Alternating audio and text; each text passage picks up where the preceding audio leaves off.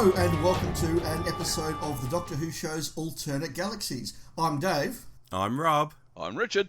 And once again, the three of us have gathered because we're going to have a bit of a chat about a small little show that has perhaps blown up in a fairly big way, and that is the Star Wars universe's The Mandalorian. Guys, how are you? Very well, Dave. Very well. Had an extremely hot day here in Sydney yesterday, touching 48 and a bit in places. Degrees Celsius, that is, for folks overseas. A lot cooler today, I'm pleased to say. And Richard? Well, it's actually raining down here in Melbourne, so much cooler. I think the fire situation's a little better down here as well. I'm actually just back from a week down on Phillip Island. I'm nursing a bit of a sunburn, so... yeah. Fair enough. So I said this was part of our Alternate Galaxy suite, which is, of course, where we on the Doctor Who show indulge ourselves and talk about other shows within the genre of sci-fi, fantasy and drama that we suspect our listeners also will enjoy. And given that we've done reviews of Star Wars movies, it also seemed appropriate. However, this isn't quite the same thing, because we would normally do an Alternate Galaxies about a TV show that has long since wrapped up. We talk about the whole thing and what worked and what didn't. But I suspect The Mandalorian has got quite a while to run yet. We know Season 2 is coming. I think they could keep going for a number of years. So this is really just us having a bit of almost a hot take review of just the end of the first season, because let's face it, we just really wanted to talk about it. Yeah, certainly if they stick to only 8 episodes a series, I think they've got a lot of legs in this for sure. Oh, most definitely. So let's get stuck in.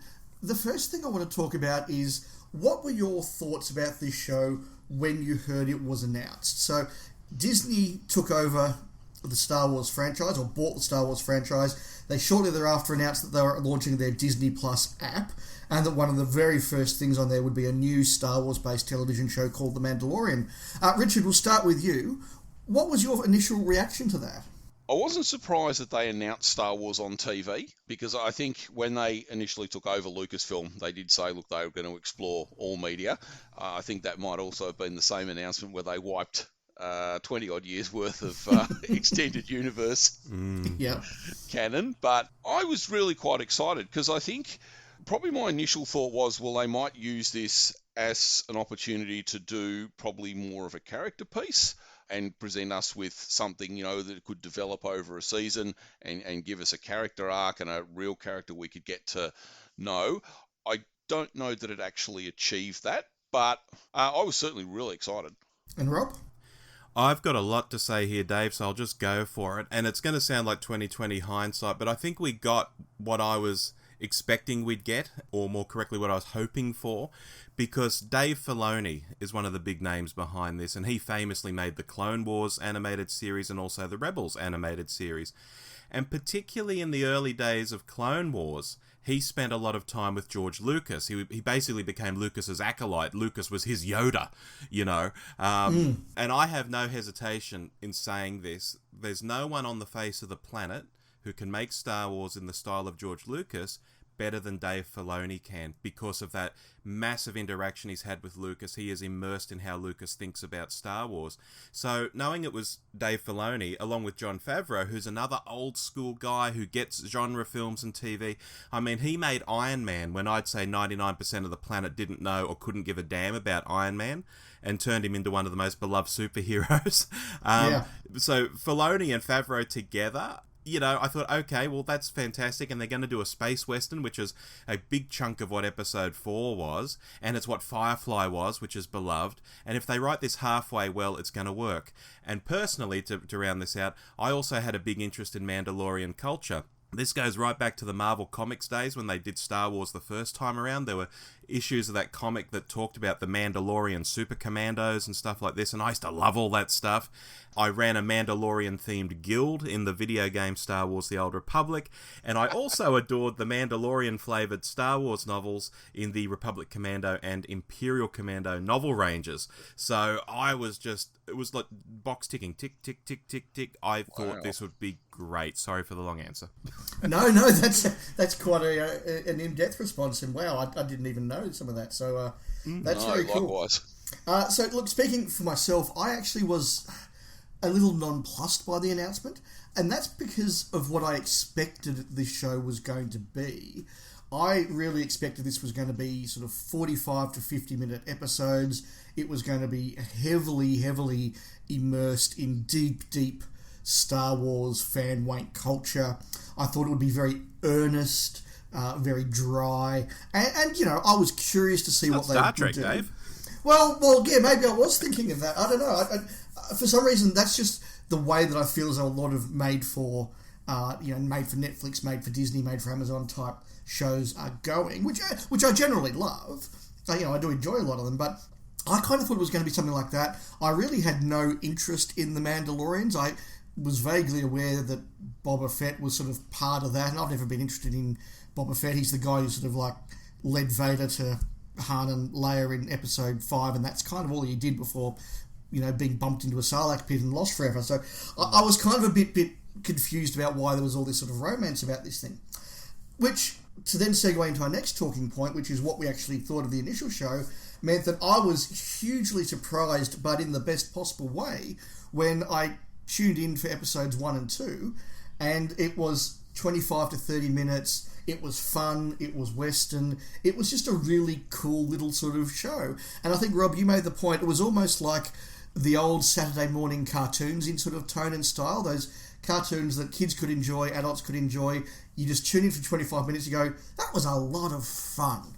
Yeah, Dave, I've actually stopped saying that, although I deeply believe it, because it started to become a bit of a way to kick the show by people. There are actually people out there who don't like it, and they started kicking the show by saying it was cartoonish, and I thought, oh shit, I better stop saying it's cartoonish, because I meant it in a completely different way. I meant that it was short, it was fun, all those things you just mentioned. If I can talk about my initial reactions, I just turned to my wife after that first episode and said, yep, they've got this right. Gave her a nod, she gave me a nod. We'd already seen an extended scene because it had been played at some convention, maybe a Comic-Con or maybe a Star Wars celebration or something like that. Yes, it was, yes. And it had been up on YouTube for a while before it got yanked off most of the channels it was on.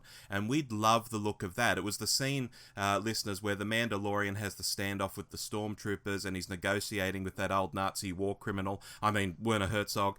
And and that scene alone suggested this was a grounded, serious look at what life was like out on the Rim after Return of the Jedi. Small-time warlords, stormtroopers in dirty armor, the kind of stuff I was eating up in Star Wars novels maybe 20, 25 years ago. Richard? Wow. I probably came into it expecting something a little different. As I said at the start, I was expecting it was probably going to be a bit maybe like you, Dave. It was going to be something very dry, very character-driven. I mean, look, Star Wars is not something that you would ever say has really deep character arcs. So I actually was expecting half. And I'll preface that by saying I hadn't seen a lot of the pre-stuff. So I hadn't seen the extended clip Rob was talking about. So I actually, at the end of episode 1, was sort of, is that it? I was entertained by it, but it probably took me an episode or two to get into it. But once I did, I loved it. Yeah, Richard, I agree in part with what you're saying there. I certainly enjoyed the first couple. It wasn't until episode 3 that I really thought, actually, this is a really cool, really good show. What did really impress me in those first episodes, though, was actually the character of the Mandalorian. I think it was the scene on board his spaceship where he freezes his catch in carbonite that I thought, okay, this is actually quite cool. But I love the way that they made the character extremely professional, extremely good at his job, and strong enough that he could be a dynamic action character that a series could hinge off. But they made it very clear right from the start he was also vulnerable and he was also fallible. He could lose a fight. He was in danger. And I think that's a balance that they got really, really right. Because it is very hard to have a character that is too powerful. Very much so. I sort of got the impression from maybe the first episode it was going to be, very Clint Eastwood man with no name type stuff, where he really is just this cold, implacable, flawless sort of character. But yeah, you're right. I did think, considering, let's face it, it is a bloke in a mask, which is very, very difficult to emote when you're hidden behind a helmet. Yes. I thought they did a really good job, actually, of making him a character. So before we go any further into our conversation, we're not going to be deliberately dropping huge spoilers, but we want to be able to talk freely about the show. So if you haven't seen Season 1 of The Mandalorian, to the end. I will warn you now that from now on we are going to be just casually dropping references to other parts of the series and things that may happen. So this is your spoiler warning. If you don't want to be spoiled for anything in the season, get out now and hopefully come back when you have. So, Rob, let's go back to you. What is it about this series that you're enjoying so much that you were very keen to have this conversation? Dave, I like the era that this is set in. Not only is it an interesting time for the galaxy, it's also the time frame I thought most about when I was a kid. Basically, what happened after Return of the Jedi? You know, I thought about this for years after 1983, and this was satisfied to some degree in the extended universe novels like I mentioned earlier, but since Disney blew them out of existence as a whole, which is something Richard mentioned earlier, I have trouble taking real pleasure in them anymore because, you know, you pick them up and you start reading, you think, oh, this isn't real anymore. I know that's a funny way to put it because it was never real in the first place, but it's just odd to read something that's definitively not canon. But this era is interesting, and this is absolutely canon, so this is something I can believe in, based on an era I'm genuinely interested in. That's why I'm into it. One of the things that really stood out for me, and Richard, I know that we've shared this with a couple of our mutual friends, is that it really did mine the best of the sci-fi fantasy tropes. And I remember there were a couple of episodes where on our sort of group chat someone would come in and say, well, that was the best episode of Stargate that I've ever seen, and then there'll be another one where I'll come in and go, well, that was a very cool episode of Firefly. And then there's another where you go, gee, that was a bit Blake 70, wasn't it? And this sort of thing that every episode they kind of mine the best of tropes and sci-fi. So you get the really cool episode in the desert. You get the one where they meet a colony on a distant forest planet. You get the one that's a real just hardcore Western bounty hunter thing. You get the cool one with the different aliens in a spaceship in space, prison in space sort of thing. Did that familiarity help you guys, or did you think it was a good or a bad thing, or what? Richard, you can go first. I got, certainly out of the early episodes, I got a real Firefly vibe out of it, and I know we mentioned that earlier on, and I loved Firefly when it was when it was a thing. Yes. But, look, they do a lot of tropes, and look, there's a lot of Western tropes and stuff in there as well. We mentioned Clint Eastwood's Man with No Name. There's any number of those. It's a sort of a corner of the universe, as Rob said. It's dirty. It's clearly, things are running down. It's fairly lawless out there, that sort of stuff. So, I mean, that's a broad setting that you can apply anywhere, not just SF. I'm surprised, actually, no one's mentioned Baby Yoda yet, but... It's the elephant in the room. Well, interestingly enough, I was going to say it's really permeated culture, Baby Yoda, because I drive past on my way to work. There is a massive graffiti mural down there that is this enormous picture of Baby Yoda. And it went up probably, I reckon, only a couple of weeks after the series started. So that segues into sort of where I wanted to take the conversation next. But first of all, Rob, your comments on the various sort of tropes and the strip mining of sci-fi for this show. Do you agree with what we were saying? Oh, I've got no problem with it at all. Because Star Wars has always been this big, it's space opera, it's never been subtle. So, to go in and grab some tropes and do those, it's like, yeah, this is what Star Wars is. I've no drama with that at all. Yeah, no, likewise. I think it's actually quite a positive, and they did each one just enough to be able to go, hey, I know what they're doing here. Cool, this is fun without it outstaying its welcome. But then they had their own twists and their own spins on it as well. So, Richard, you raised the thing about the child, or Baby Yoda as the world has come to know it. And I have to agree, one of the things that's really interesting about this show is how it really has seeped, as you say, into the pop culture. One of the things that I found really interesting is that Disney chose to drop this, the first 2 episodes in one drop and then the rest one a week. And what this meant was, this has really become, in my circle of friends, not just fan friends, but in the office, in other places, this has really become genuine water cooler conversation. In my office, and this is the first time a TV show's done this since Game of Thrones, which I didn't watch, but everybody else watched. If you didn't go and watch The Mandalorian over the weekend, then you couldn't take part in the office conversation on Monday, because the first thing as you came in was, hey, did you see this, and this. And the first permutation, of course, of that was, hey, what did you think of Baby Yoda? And everyone was like, did you see Baby Yoda? You're like, I haven't seen it yet. Quick, you've got to go see it. You've got to go see Baby Yoda. I think that that's a really smart call on Disney's part to do it that way. And have you guys noticed the same thing? Oh, without doubt. The cynical part of me suggests that it's because they just want to keep people on their subscription to Disney Plus longer. Otherwise, people would probably watch it all in one day and then unsub.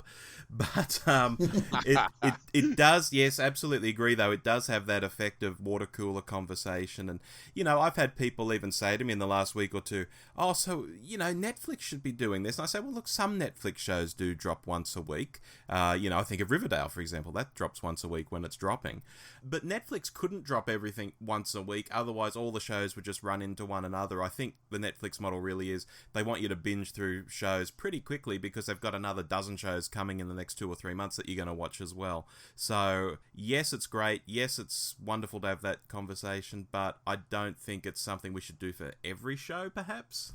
No, look, I mean, every show has to make its own decisions. I do think that there are Netflix shows that would have benefited from being dropped once a week, because part of the enjoyment of a show and part of the thing that keeps you in a show, in my view, is that sharing it with your friends. And I can remember shows, I mean, look, Rob, when we were both watching the last series of 13 Reasons Why, there would be sort of these awkward moments of, have you seen episode 10 yet? Oh, no, I'm only on episode 8. Oh, well, I really want to talk to you about episode 10, so when you've seen that one, come to me and sort of, having to stagger your conversations and who's seen what, and somebody, you'd really like this, I'm busy, I haven't seen it yet. Whereas The Mandalorian, I think, has really... It's just become, with so many circles of friends, have you seen this week's Mandalorian yet? No. I'm going home to watch The Mandalorian. Like, how long has it been since we've sort of had that, I need to go home and watch this tonight? It's almost like the old days of free-to-air. I agree. Richard? Yes, I'm actually back at work tomorrow, so I'll be interested to see where everybody's at with it. We got up to about episode 5, I think, before I went on leave for the Christmas break. So, and there were certainly many discussions at work up to that point. So I'll be very interested tomorrow to see who's actually watched the rest of it.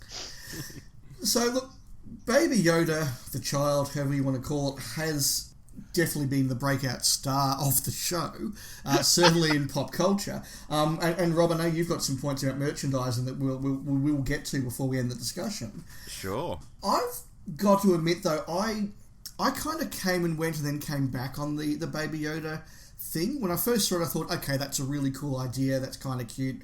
I get why everybody's watching this. Yep, that's good. And I was sort of a little bit of the view, well, look, I hope this thing doesn't stick around. And I was also kind of hoping, particularly at the end of the episode, where he's found the Baby Yoda, he's going to give him back to the bounty hunter or the paymaster. And I thought, I hope this guy doesn't give in and suddenly decide he cares more for the kid than he does for his livelihood. And, that would be such a cliche and it would really undermine the character. And so when that did happen, although it was drawn out quite well, and, he did give the kid back and then he had his moment of regret and he had to go back and get him, it was very cool. I was a little bit at that moment sort of like, okay, so this is what we're doing. He cares more about the child for no apparent reason, yada, yada, yada. And for the next few episodes, I was kind of like, oh, Baby Yoda's back. I'm sick of Baby Yoda.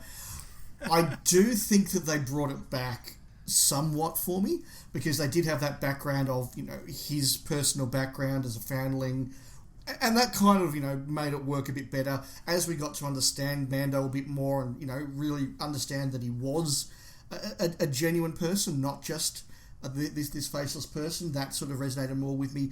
Look, I've kind of sort of wandered in and out of a sentence there. Somebody pick up from there and tell me if you think I'm right, wrong, disagree, whatever. You heartless bastard.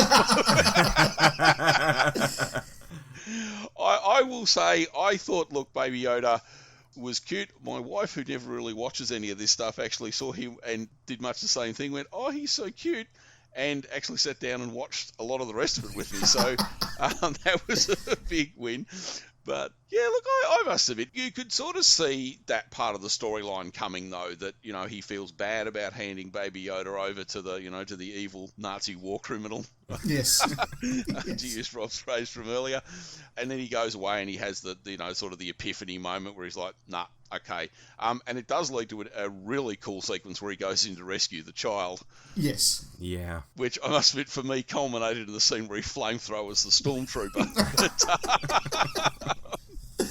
But I suppose the other thing with Baby Yoda, I mean, there's have either of you guys ever read a thing called Lone Wolf and Cub?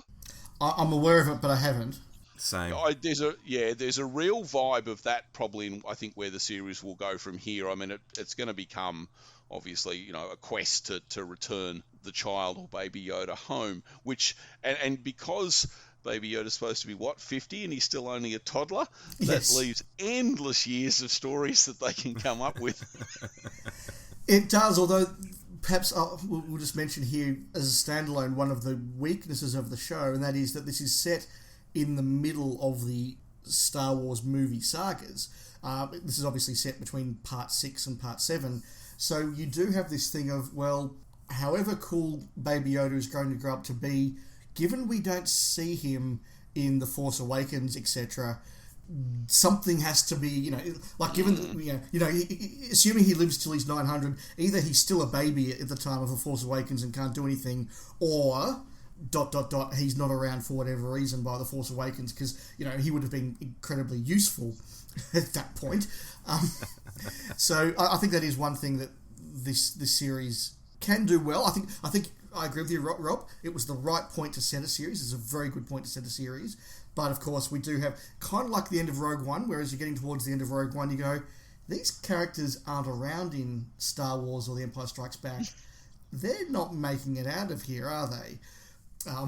You kind of know that... Yeah, they're all going to have to die in the next 15 minutes, yes. Yeah. And I'm not saying that our characters here have to die by the time of Force Awakens, but there is this sort of sense of, well, we know these people aren't going to be, universe-changing, including Baby Yoda. He's not going to grow up to be, the new great hope of the Jedi. So that's at the back of my mind, but I mean that's a fan criticism.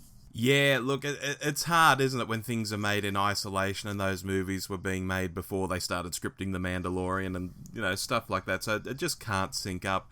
They might come out with some wonderful comic books or novels that have Baby Yoda off doing other things during that era. Who knows? He's not necessarily out of the game, he just didn't play a part in the exact conflict we saw in those films. Although, I must admit, I've just listened to the latest Kevin Smith's Fat Man Beyond podcast where this was brought up, and they did speculate that given the age length by Force Awakens, he would be teenage Yoda and just kind of, in his bedroom with the door shut, not wanting to talk to anybody and being grumpy. So that's the explanation. That actually was not quite in that way, but that actually was the point I was about to make. But Lovely. Now, before we get off Baby Yoda, you mentioned merchandise, so I'll just throw in a few thoughts, and that's, I think the success of Baby Yoda, such as Richard has seen in that mural and such as we've all seen in pop culture, has caught Disney by surprise to some degree. And the reason for saying that is a lot of the merchandise, Baby Yoda merchandise, isn't out until the middle of this year. Now, when you consider the whole series dropped last year, to not have merchandise till the middle of next year, that suggests they've had to tool up factories, get this stuff prototype designed, and they're going to start making it. Because I've had friends say, oh yeah, they just didn't want to spoil the surprise. They just didn't want to have it in shops before the show went out. And I say, yeah, well, that's fine. But they could have been, better prepared and had it come out a month after the show dropped, not 7 or 8 months after the show dropped. I think there might be a few simple Baby Yoda things you can get now, but certainly the bigger stuff, the talking plush and all that sort of thing, it's middle of this year, guys. It's 6 months away from now. Tell me that's not Disney caught with their pants down. And that's not to mention the unofficial stuff that's making its way out there. Yes. Because where I've been staying for the last week or so was Phillip Island, which is quite a popular tourist destination at this time of year. And they have a lot of markets. And I saw at least 2 T-shirt stalls selling Baby Yoda T-shirts. So there's a lot of unofficial stuff out there, I'd say.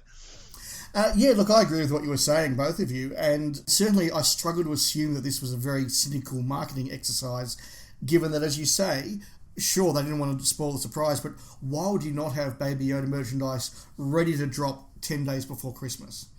Huge opportunity missed. So we'll keep going, and we just want to take a couple of sort of random points from each of us, or however many you have, on things that you like about the series. I'll kick off with sort of the big one for me, and Rob, you mentioned this in passing earlier, and that is the way that this show uses the Star Wars world and the Star Wars universe so well. One of the things that I've always, not knocked, but always sort of raised as a point against a lot of the Star Wars films, is that there's never this sense of really understanding why the Empire is bad and what life is like in the Star Wars world and what life is like under the Empire. It's sort of just the big bad thing that blows up planets over there, and that, you know, they're the bad guys because we're the good guys. Ironically, it's Rogue One, and indeed even more probably Solo, which are the films that most explore that, and one of the reasons why Richard and I mentioned we really liked Solo.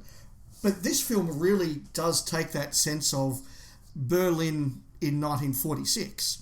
It's what happens when an empire that big and that powerful suddenly falls. You know, the Emperor gets killed at the end of Return of the Jedi, and the Empire doesn't just switch off automatically. And where do all these people who were genuine, you know, bought into and supporters of the regime, where do they go? Where do all the Moffs go? Where do all the Grand Admirals go? Argentina.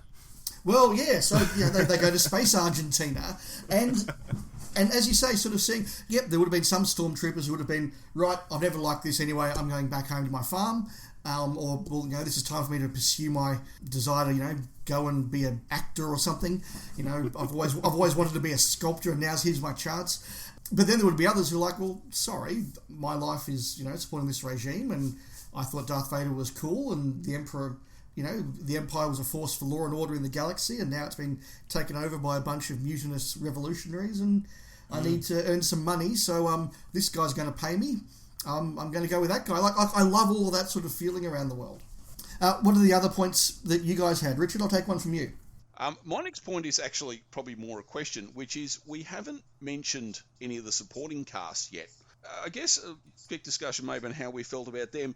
Was there a feeling at the end of the season for you guys that we'd actually got the gang together and this was the core cast that were going to take us into the next season before they wrote them all out? So when you asked that question, Richard, what do we think of the supporting cast? My initial reaction was, what supporting cast?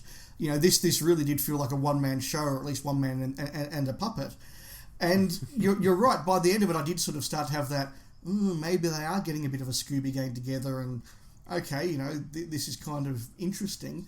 I think that they all are very, very much second fiddle to Mando, to the Mandalorian, and they're very good. There's some great cast in this, and the ability to obviously just be able to do a couple of weeks filming and then go back to another project has meant they've been able to recruit some really good cast members and some really good one-off guests. And it's really obvious in some occasions where clearly that guy's available for one day on one set, so they're just going to make huge use of him, and that's it. and that's great. But I still don't yet think of this as being an ensemble piece. An ensemble piece. No. Rob, what about you? Look, agree on all of that, but I do think it will open up a bit more in the next series. Greef Karga might be along for the ride, although it did seem like he might still be running the Bounty Hunter Guild as well, because he was saying, you know, that the Mandalorian was welcome back and, you know, he could have all the best jobs and stuff. So, you know, maybe Carl Weathers will drop back to being a, you know, every episode or two kind of character. Plus, we've also now got our big bad, probably, for the next season. Oh, well, look, absolutely. And are we going to talk about that Darksaber moment? Yeah. The Darksaber. That's the symbol of leading the Mandalorians. Oh, really? Oh, wow. Yeah, and this evil ex-Imperial dude has the Darksaber. I mean, the Darksaber was built by a Mandalorian Jedi thousands of years ago or whatever it was. It's a symbol of, you know, leading the Mandalorians. Oh, there you go. So that actually brings me to a negative point that I had, and that is how completely flat that whole thing fell for me. And in a series that has been very careful to be extremely accessible to fans of all sorts of persuasions, and including the casual viewer. And look, I like Star Wars. I've watched the movies many times. I've read some of the extended universe novels, particularly the Timothy Zahn stuff. But I'm not deep into it like some fans are.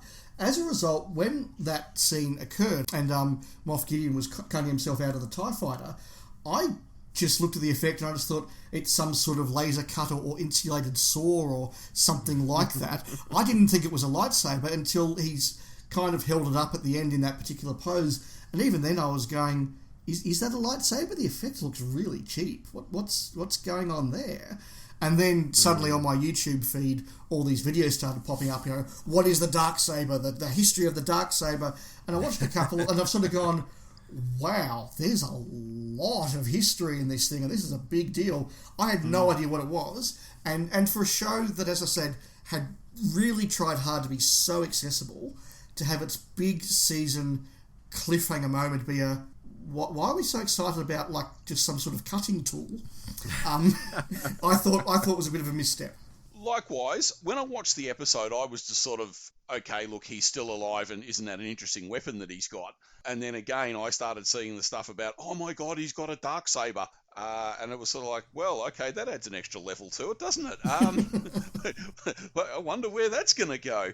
But yeah, look, I actually thought he was really good. I'm a big Breaking Bad and Better Call Saul fan, so seeing Giancarlo Esposito was a big plus for me. He is actually getting a lot of work at the moment, but yes, he is. I've seen him in something else recently as well. He's really and well deserved. He was a fantastic actor. So look, we seem to be transitioning from stuff we like into not things we didn't like, but potential negatives or things we would improve. For me, it really is that very last deep dive into fan lore, which kind of less made me feel a little bit isolated. Rob, what about you? Because you're much more well versed in the lore than we are. What were your negatives or things you'd change or points to raise? Dave, this will sound so sucky. It will also sound so unreal because I'm a big Star Wars fan, so I should probably hate everything, right? But I really struggled to think of stuff. I mean, length, sure, we'd all love a 22 episode series, but would it be of the same quality if they did that? I think they spent a bomb on the episodes. I'm not sure they could actually make a 22 episode series at the same sort of level of funding that they had. Yeah. No, that would cost a fortune. It would, longer would have to have been cheaper, and that's not good. Yeah, so to start making double or triple the episodes, I think the quality of the writing would drop and the money just wouldn't be there.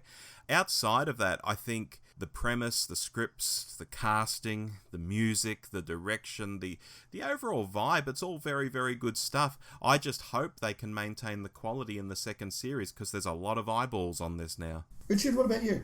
Much as Rob said, I'm struggling to come up with something like a big negative for it. A lot of it was probably my own preconceived notions going in. I said earlier that, I watched the first episode and was sort of, what is that it? But it definitely grew on me across the next thing. But no, I think this is a great series, and you're right. I think next season it will be very interesting to see whether they can keep the momentum going. Fair enough. So we'll move into a couple of specific questions to round out our discussion. And we're going to start off with, who is your favourite character so far? Rob, we'll start with you. Well, we're really limited for choice in many ways. I mentioned earlier I love Mandalorian culture, so I do love the Mandalorian character. But, Carl Weathers as Grief Karga, Gina Carano as Cara Dune, the child, of course you can't keep your eyes off him when he's on screen. They're all great, but I've got to say the Mandalorian. Richard, what about you?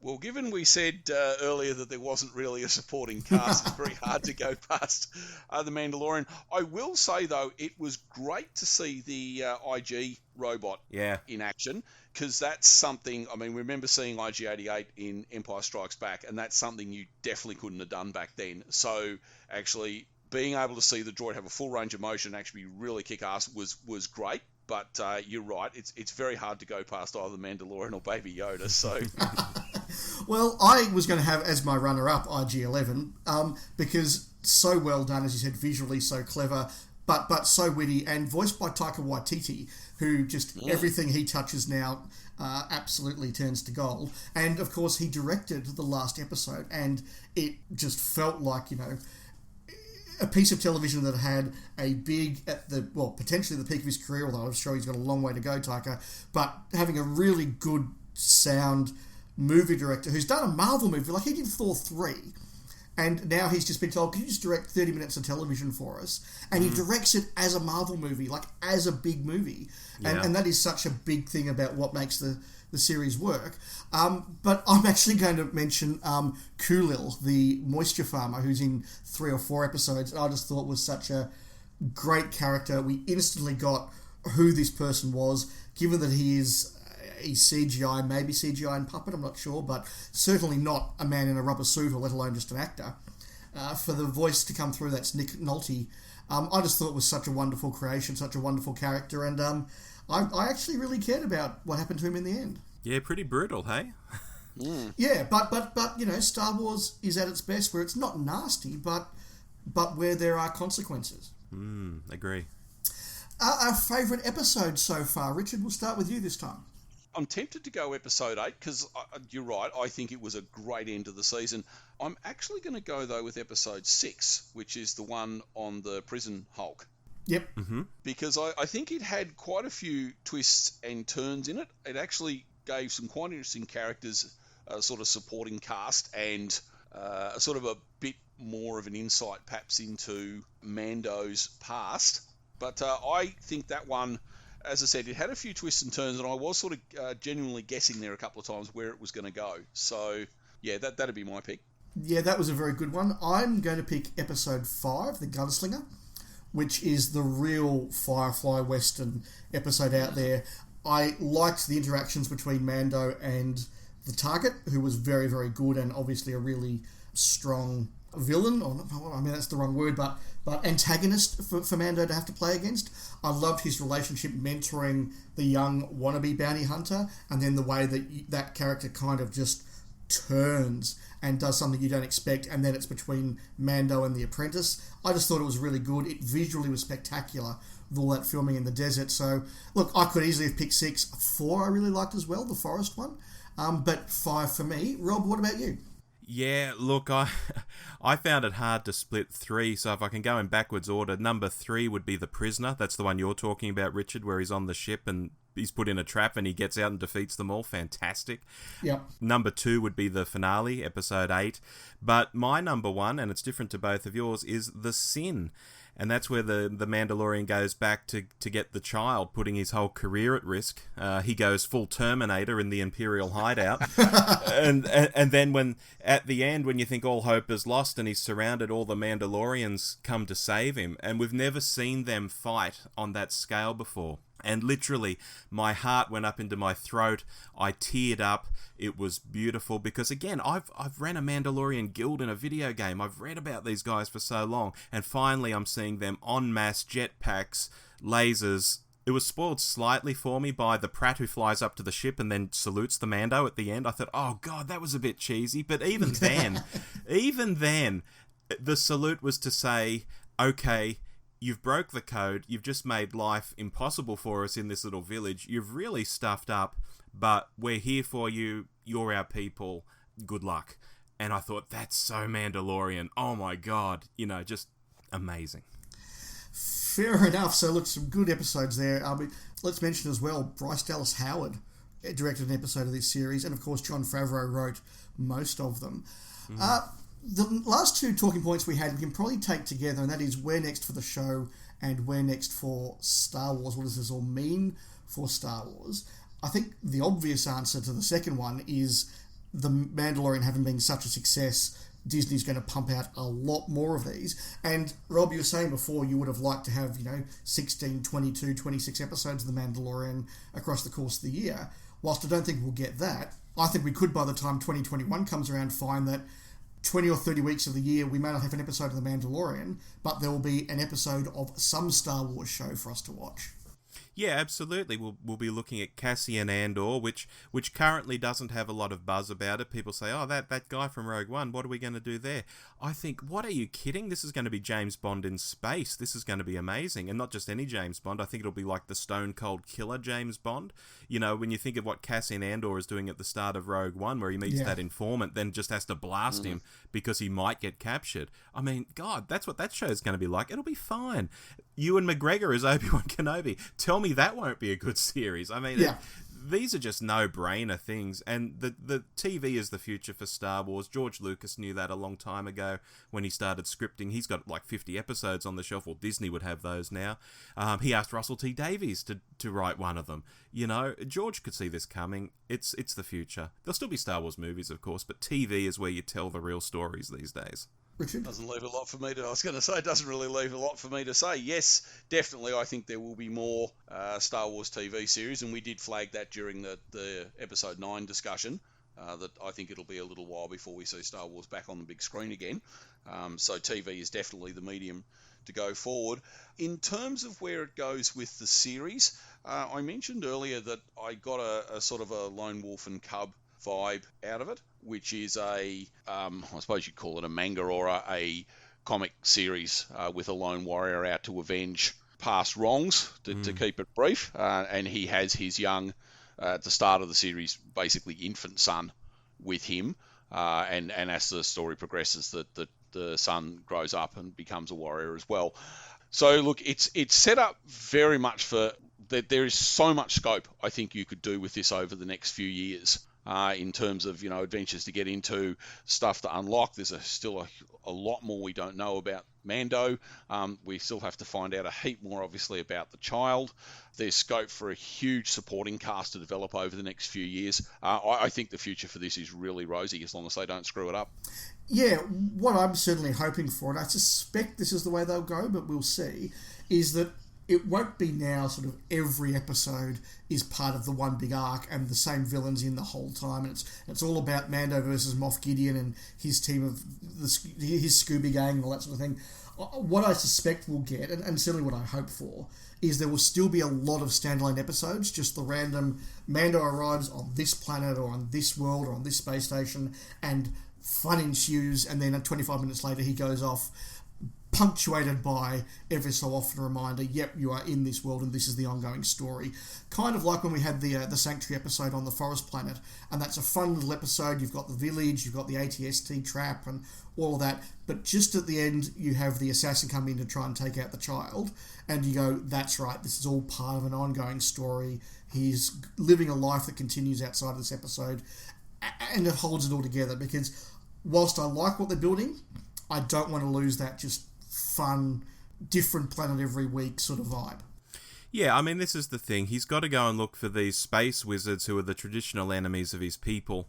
They're not going to be easy to find, so as he stumbles around the universe looking for them, he's going to have all those random adventures all over the place. And of course, once he realises Moff Gideon has the Darksaber, he's going to go ape and want to go after that as well. So there's like two sort of plot threads there that's going to take him around the universe. And, I'll just say this one thing, guys. A Darksaber can slice through Beskar, so expect a hell of a battle when they finally get together. Wow, okay. Oh, there you go. Final question, and this one without notice. Jon Favreau made it pretty clear before the series started that in Season 1 there would be no classic characters. So don't hang out and wait for Boba Fett or Obi-Wan or anything like that to pop up. He clearly hasn't said that about Season 2. Do you expect / do you want classic characters to start to pop up in this show, or do you like it just being its own little corner of the universe? I don't necessarily think it needs them, to be honest. I mean, it got through Series 1 just fine. If you think about where this series is set at the end of Return of the Jedi, I mean, look, our heroes have obviously won, and they're off doing hero things, setting up the New Republic, etc. So I wouldn't really see an avenue for them unless it was something really tangential. And I kind of hope they don't go down the path of trying to show us other characters before we meet them, maybe in the next round of movies, because I just think that'd be a bit trite. I'm probably the same as you, Richard. Rob, what about you? Yeah, look, again, I don't think it needs other characters brought in, but I will say I don't think they'll be able to resist bringing in Boba Fett, even just for one episode, and it will break the internet if it happens, and that's why they'll do it.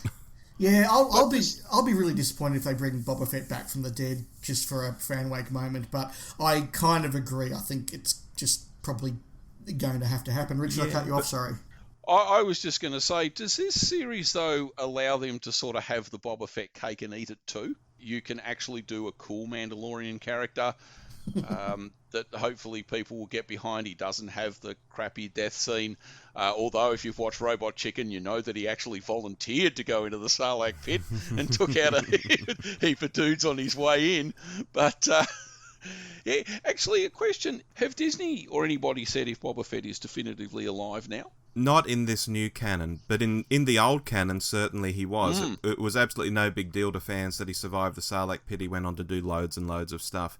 So for those people who are the fans watching this show, they'd be quite happy to see him back. It wouldn't be, incongruous at all. No, that's the thing. I knew he was alive in the sort of old canon, but no one said anything definitive, obviously, this time round. Yeah, I think they just won't be able to resist. Mando will go to a planet where there's a mysterious warrior doing stuff who he has to find, and he finds him, and it's Boba Fett. And again, the internet will break. It will be insane. They can't resist it, I'm sure of it. Maybe not next series, maybe the series after, but they'll do it. Come on. Yeah, as I say, I hadn't really followed that part of the extended universe, and as far as I've been concerned for the last 30 years of my life, Boba Fett died in the Sarlacc pit, so this is all a bit new and weird and unnecessary to me. But look, I do agree, though, that is inevitably where it's going. And look, at the end of the day, it's less about whether he does or doesn't turn up, but about if he does, do they have a cool idea to make it work? And if they do, well, that's what matters. So, gentlemen, we've spoken about The Mandalorian for a bit longer than we had planned to, but I suspect that's just a reflection of our enjoyment and our enthusiasm of the show. Listeners, if you've enjoyed it as well, please do drop us a line, tweet us, send us a message, and we'll be happy to mention those on another future show. But hopefully you're enjoying this as well, and we'll be back to talk about more. In the meantime, the main thing on our feed is, of course, our hot take reviews of Doctor Who Series 12. Wow, it's come a long way since 2005, hasn't it? We have, at the time of recording this, dropped episode 1, and Rob and I will be recording our hot take review of episode 2 tomorrow afternoon. But thank you, gentlemen, for chatting about this. In my view, it's kind of always fun when you're going to be having a conversation about something you enjoy anyway, to basically just turn the mic on and go, let's just record this and share it. And I think that's what we've tried to do here. But I'm sure we'll have future conversations. We sure will. I'm up for them. So in the meantime, I've been Dave. I've been Rob. I'm Richard. And we'll all speak again soon. Bye-bye. You've been listening to Alternate Galaxies, the podcast where Rob and Dave from the Doctor Who show take a look at other great sci-fi and fantasy that we think Doctor Who fans might like. You can reach us at hello@thedwshow.net, on Twitter @thedwshow, or on Facebook /thedwshow. Alternate Galaxies is an irregular podcast, so stay tuned to the Doctor Who show and other programs on our feed to know when the next episode's coming. Our theme music is called Wretched Destroyer and is by Kevin MacLeod. Find him at incompetech.com. Well, that's it for this episode. We hope you enjoyed the show, and we'll talk to you again soon. Bye-bye!